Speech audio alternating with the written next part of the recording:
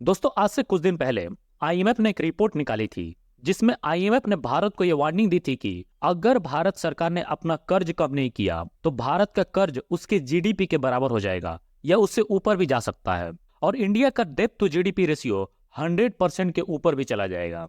दोस्तों, इस पर भी मैंने ऑलरेडी एक वीडियो बनाई हुई है जहां मैंने आईएमएफ के वार्निंग को और डेब्ट टू जीडीपी रेशियो क्या होता है इसको अच्छी तरह समझाया है। अगर आपने उस वीडियो को नहीं देखा है तो उसका लिंक डिस्क्रिप्शन में आप जाके अभी देख लीजिए, क्योंकि तभी आपको ये वीडियो अच्छी तरह समझ में आएगी। दोस्तों, आईएमएफ के इस वार्निंग के बाद भारत सरकार ने अब उन चार्जेस को रिफ्यूट किया है, मतलब खारिज किया है। भारत की फाइनेंस मिनिस्टर निर्मला सीतारमण जी ने कहा कि हम लोग पहले से काफी अच्छी सिचुएशन में हैं और जो ये बात की जा रही है कि हमारा डेब्ट टू जीडीपी रेशियो 100% को क्रॉस कर जाएगा, तो ये एक्सट्रीम सिचुएशन की बात की जा रही है। नॉर्मल सिचुएशन में ऐसा कुछ नहीं होने वाला है। दोस्तों, सरकार ने यह बताने की कोशिश की है कि हम लोग अभी काफी बेटर सिचुएशन में हैं। बहुत से डाटा शेयर किए हैं सरकार ने और ये समझाने की कोशिश की है कि आईएमएफ की रिपोर्ट से घबराने की जरूरत नहीं है। तो चलिए हम लोग सभी डाटा को विस्तार से देखते हैं और जानने की कोशिश करते हैं कि सरकार क्या कहना चाहती है। लेकिन उससे पहले आप वीडियो को लाइक और चैनल को सब्सक्राइब कर लीजिए। दोस्तों, हम लोग पहले ये जान लेते हैं कि भारत सरकार के ऊपर टोटल कितना कर्ज है और इस टोटल कर्ज में से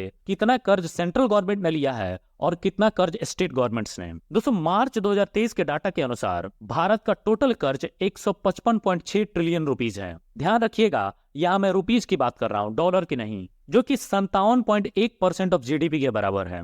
बाकी उसी टाइम पर स्टेट गवर्नमेंट का टोटल कर्ज 28% ऑफ जीडीपी के बराबर था। दोस्तों, ये जो टोटल कर्ज है उसका 18.8% कर्ज भारत सरकार ने विदेश से लिया है या फिर विदेशी कंपनी से लिया है और बाकी का 81.2% भारत सरकार ने भारत के अंदर ही किसी इंडियन कंपनी से या फिर बिजनेसमैन से लिया है। और इसी को लेकर निर्मला सीतारमण जी ने कहा कि हमारा अधिकतम कर्ज रुपीज में है और भारत के अंदर से ही लिया गया है और जिस स्पीड से यह कर्ज बढ़ रहा है उससे ज्यादा स्पीड से हमारी जीडीपी ग्रो हो रही है, इसलिए घबराने की जरूरत नहीं है। हम लोग काफी कंफर्टेबल सिचुएशन में हैं और आज भी जो हमारा डेब्ट टू जीडीपी रेशियो है वो 2002 के डेब्ट टू जीडीपी रेशियो से कम है। दोस्तों, 2002 में हमारा डेब्ट टू जीडीपी रेशियो 82.9% के करीब था और आज के टाइम लगभग 81.3% के करीब है। और यही बात निर्मला सीतारमण जी कहना चाहती हैं कि हम लोग 2002 से भी अच्छे सिचुएशन में हैं। साथ ही साथ उन्होंने ये भी मेंशन किया कि ये जो कर्ज है इसमें से ज्यादातर कर्ज लॉन्ग टर्म कर्ज है जो कि उतना रिस्की नहीं होता है।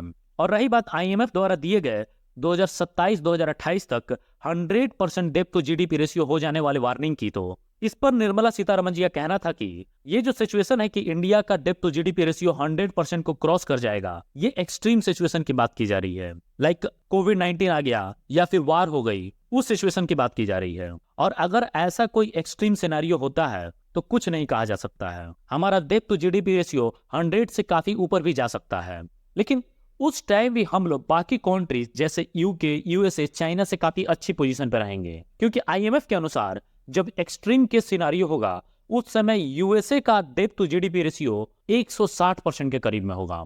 उसी टाइम यूके का डेब्ट टू जीडीपी रेशियो 140% हो जाएगा और चाइना का डेब्ट टू जीडीपी रेशियो वर्स्ट के सिनेरियो में 200% तक पहुंच सकता है।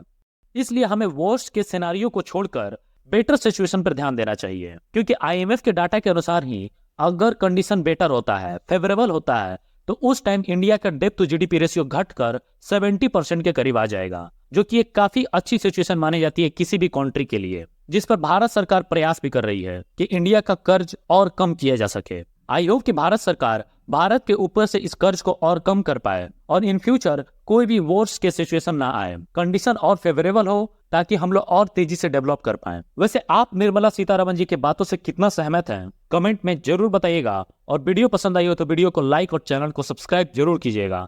मिलेंगे फिर नेक्स्ट वीडियो में, तब तक के लिए जय हिंद।